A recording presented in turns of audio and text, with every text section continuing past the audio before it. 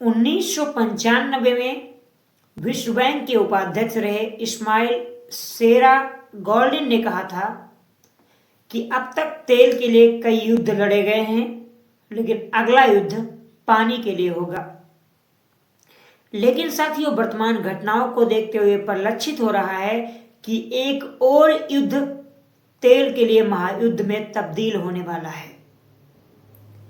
Operation epic fury के बाद जिस तरीके से ईरान ने स्ट्रेट ऑफ हार्मुज को ब्लॉक किया तथा वहां से गुजरने वाले जहाजों को वार्निंग दी कि कोई भी जहाज स्ट्रेट ऑफ हार्मुज से बिना ईरान के अनुमति से नहीं गुजरेगा। हालांकि 16 जहाजों ने ईरान की अनुमति के बगैर स्ट्रेट ऑफ हार्मुज को पार करने का प्रयास किए थे, जिन्हें ईरान ने फारस की खाड़ी में डुबो दिया। इसके बाद अब कोई भी देश बिना ईरान की इजाजत के स्ट्रेट ऑफ हार्मुज को पार करने का साहस नहीं कर पा रहा है। स्ट्रेट ऑफ हार्मुज एक ऐसा रूट है जहां से दुनिया का लगभग 20% तेल और गैस आयात और निर्यात होता है। ऐसे में अब स्ट्रेट ऑफ हार्मुज पूरी तरीके से बंद पड़ा है और पूरी दुनिया में तेल तथा गैस के ऊर्जा संकट उत्पन्न हो चुके हैं।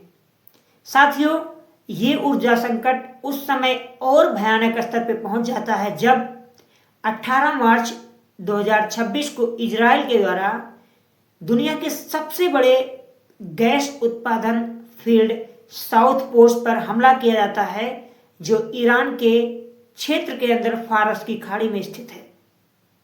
साथियों, साउथ पोस्ट जो ईरान में स्थित है, यहां पर दुनिया का लगभग 20% प्राकृतिक गैस का उत्पादन किया जाता है और ईरान अपनी जरूरतों का इकोनॉमी का लगभग 70% जो गैस है यहीं से निर्यात करता है। ऐसे में जब इजराइल के द्वारा साउथ पोस्ट पर हमला किया जाता है तो पूरी दुनिया में ऊर्जा संकट का एक बड़ा खतरा उत्पन्न हो जाता है।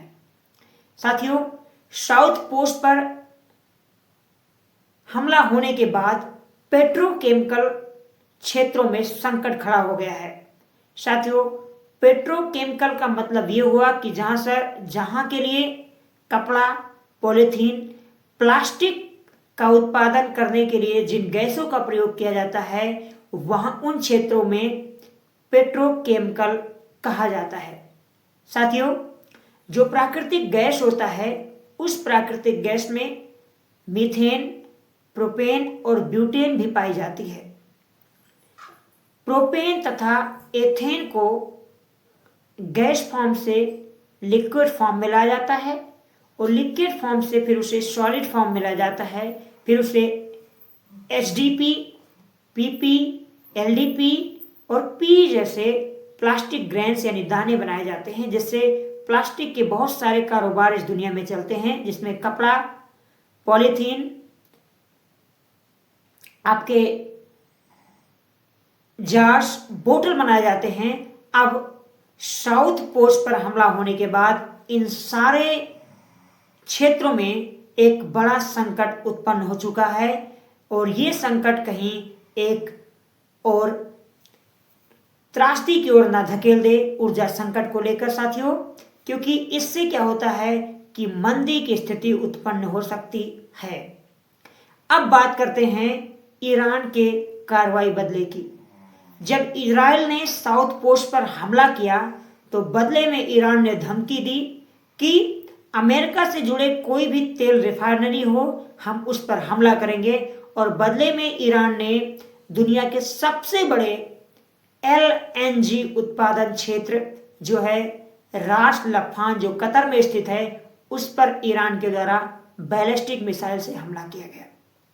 साथियों, इससे पूरी दुनिया में एलएनजी का जो खतरा है वो उत्पन्न हो चुका है। खतरा का मतलब ये हो गया, एलएनजी का संकट उत्पन्न हो चुका है। अब एलएनजी की जो उत्पादन है वो ठप हो सकती है।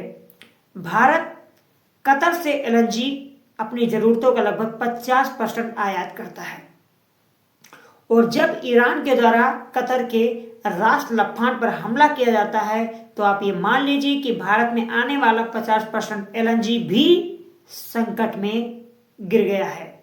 संकट में आ चुका है। साथियों, एलएनजी के ऊपर खतरा मंडराने से भारत में जो उर्वरक हैं, जो बिजली संयंत्र हैं, ये खतरे में पड़ जाएंगे। इनके उत्पादन ठप हो सकते हैं, क्योंकि जो यूरिया खाद बनाई जाती है, जो नाइट्रोजन वाली खाद बनाई जाती है, इसमें एलएनजी का बहुत बड़ा योगदान होता है। और यदि साथियों कतर के रास लफान पर पूरी तरीके से जो आग लगी थी, अगर उस पर काबू नहीं पाया गया, तो आप ये मान लीजिए कि भारत में एक बार फिर यूरिया की किल्लत खड़ी हो सकती है।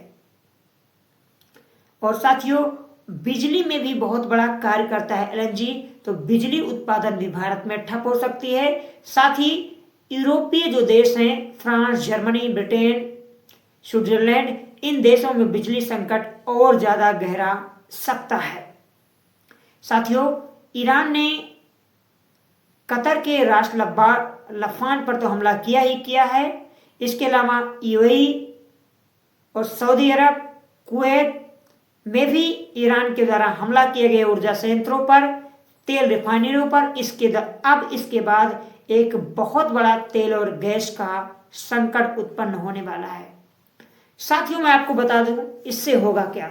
इससे दुनिया आर्थिक मंदी की ओर जाएगी, और आर्थिक मंदी दुनिया को एक युद्ध की ओर धकेलती है। याद कीजिए 1929 में जब ग्रेट रिसेशन अमेरिका में आई थी, महामंदी आई थी, उसके बाद ही हिटलर ने जर्मनी में अपने यहां राष्ट्रवाद का नारा दिया था। और उसी के बाद 1939 से लेकर 1945 तक द्वितीय विश्व युद्ध लड़ा गया। अब तेल तथा गैस की वजह से दुनिया आर्थिक संकट की ओर जा रही है, और ऐसा अनुमान लगाया जा रहा है कि कहीं ना कहीं अब पूरी दुनिया में मंदी की स्थिति उत्पन्न हो सकती है। फैक्ट्री, कारोबार सब संकट के दौर से गुजरने वाले हैं। तो जब इन सारे क्षेत्रों में संकट की स्थिति उत्पन्न होगी, तो कहीं ना कहीं युद्ध की स्थिति भी बन जाएगी। और रसिया, चाइना, साउथ कोरिया, ईरान कहीं ना कहीं ये एक गुट में तब्दील हो रहे हैं। जिस तरह अभी नॉर्थ कोरिया ने जापान के ऊपर से बैलिस्टिक मिसाइल का परीक्षण किया, इससे एक साफ संदेश जाता है कि दुनिया तीसरे विश्व युद्ध की ओर बढ़ रही है। दुनिया में हालांकि जब कतर के रास लफान पर ईरान के द्वारा हमला किया गया, तब यूनाइटेड नेशन सिक्योरिटी काउंसिल की आपातकालीन बैठक बुलाई गई है। हालांकि अकॉर्डिंग टू मी, मेरी नज़र में अब यूनाइटेड नेशन का कोई अस्तित्व बचा ही नहीं है। United nation has lost totally. यदि आप यूनाइटेड नेशन का आर्टिकल 39 कहता है कि वो पूरी दुनिया में युद्ध रुकवाने के लिए कार्य करेगा, लेकिन एक तरफ अजरबैजान आर्मीनिया लड़ रहे थे, सऊदी अरब यमन का युद्ध हो रहा था, अभी आप जानते होंगे भारत पाकिस्तान के बीच कुछ समय कॉन्फ्लिक्ट हुआ, अब इस समय अफगानिस्तान पाकिस्तान के बीच में युद्ध चल रहा है, ईरान इजराइल अमेरिका के युद्ध चल रहा है, और आपका रशिया और यूक्रेन का युद्ध तो चल ही रहा है। साथियों, ऐसे में अब संयुक्त राष्ट्र का तो कोई अस्तित्व बचा नहीं है, कुछ भी हो, और भारत समेत पूरी दुनिया एक बड़े ऊर्जा संकट की ओर बढ़ रही है। ऐसे में अब दुनिया को शांति, सुरक्षा और सद्भाव बनाए रखना ही सर्वोत्तम कार्य होगा। यदि ये युद्ध की स्थिति नहीं बंद हुई, गैस तथा तेल रिफाइनरियों पर हमले होते रहे, तो पूरी दुनिया एक महामंदी की ओर चली जाएगी। आपका क्या ओपिनियन है? आप अपनी सलाह और अपना ओपिनियन जरूर दें। मुझे ऐसा लगता है कि किसी देश को मिलकर इस युद्ध को रुकवाना होगा पूरी दुनिया को, अन्यथा एक महामंदी की ओर ये दुनिया अग्रसर होगी और पूरी दुनिया में बैंक्स कोलैप्स होंगे, कई देशों की अर्थव्यवस्थाएं तबाह हो जाएगी और बहुत सारे कारखाने, बहुत सारे लोगों के हाथ से रोजी रोटी चली जाएगी। आशा करते हैं इस वर्ष सब कुछ बेहतर हो। आज नवरात्रि का पहला दिन है। आप सबको नवरात्रि की ढेर सारी शुभकामनाएं और भारतीय नववर्ष की हार्दिक शुभकामनाएं। जय हिंद, जय भारत।